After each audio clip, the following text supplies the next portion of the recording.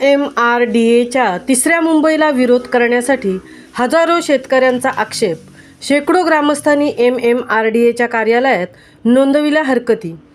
Atal Setu Mumbai trans harbour link MTHL भोवती तिसरी मुंबई विकसित करण्याच्या राज्य सरकारच्या प्रस्तावाला 124 गावातील ग्रामस्थांचा विरोध करण्यासाठी बुधवार दिनांक 27 रोजी CBD बेलापूर येथील MMRDAच्या कार्यालयात सामूहिकरित्या हरकती नोंदवल्या.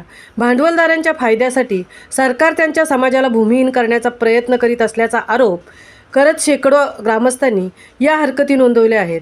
यावेळी ग्रामस्थांनी शासनाकडे अनेक मागण्या मांडल्या आहेत. हरकती नोंदवण्यासाठी गावोगावी जनजागृती बैठका घेण्यात येऊन ग्रामपंचायतींनी योजनेच्या विरोधात ठराव करून ते शासनाला दिले आहेत.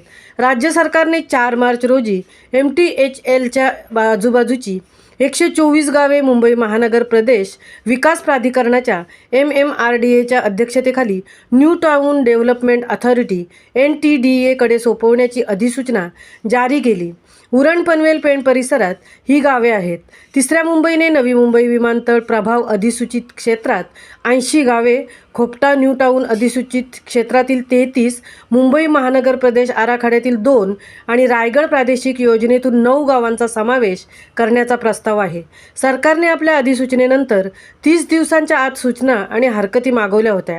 या प्रस्तावाला विरोध करण्यासाठी स्थानिक शेतकरी, गावातील नेते, राजकारणी आणि कार्यकर्त्यांनी MMRDA विरोध शेतकरी समितीची स्थापना करून या प्रकल्पाविरोधात लढाई उभारण्याची तयारी केली आहे. MMRDA भूसंपादन विरोधी शेतकरी समिती उरणच्या वतीने आज कोकण भुवन आयुक्तालय CBD बेलापूर येथे MMRDA विरोधात माजी आमदार तथा रायगड शिवसेना प्रमुख मनोहर शेठ भोईर यांच्या उपस्थितीत MMRDAचे सहसंचालक जितेंद्र भोपळे यांच्याकडे सादर केल्या.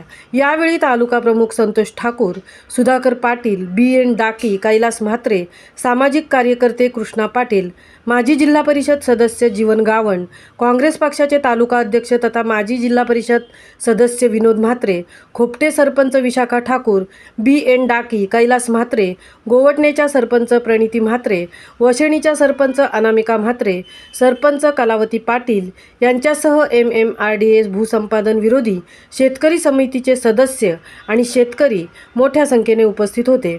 महामुंबईसह अनंत नारंगीकर, उरण.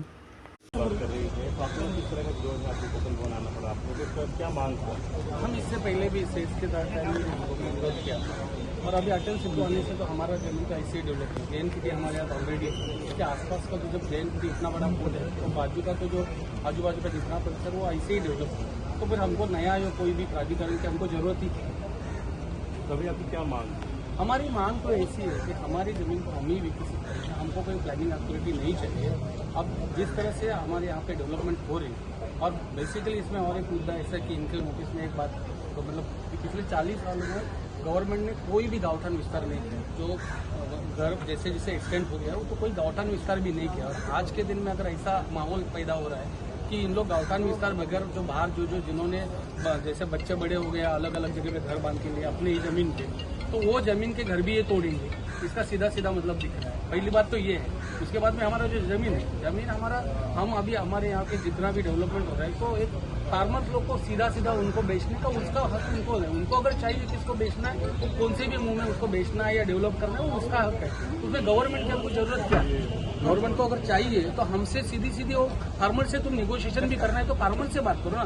तुम कोई भी नोटिफिकेशन डालेंगे. और दूसरी बात मेन मुद्दा भी इसमें है कि गवर्नमेंट कितने नोटिफिकेशन डाल रहे हैं. अभी पिछला तो हमारा सेज का भी रद्द नहीं हुआ, फिर नैना का डाला वो नहीं हुआ, तो फिर MIDC का डाला, अभी MIDC खत्म नहीं तो कोपटा नवी टाउन का डाला और आज फिर MMRD का डाल रहा है. मतलब गवर्नमेंट पहला वो डिसाइड कर ले कि आप करना क्या चाहते हैं. क्योंकि जब तक उनका खुद का कुछ भी मतलब बेस बताता ही नहीं और आके सिर्फ नोटिफिकेशन देता, और हम लोग भी हर बार उनको जाके जवाब देते, कभी कोर्ट में जाते, कभी रास्ते पे आते, कभी यहाँ पे आते, हम लोग बार बार खाली यही जवाब देने का काम करते. तो गवर्नमेंट अपना साफ पहला नजरिया क्या है उनका वो भी तो साफ करना चाहिए कि आम जनता को पता तो चले कि इनको एक्चुअली उनको क्या चाहिए. हमने तो हमारी बात कही कि हमको तो डेवलपमेंट के लिए इनका कोई प्राधिकरण नहीं चाहिए, लेकिन इनको क्या चाहिए हमसे.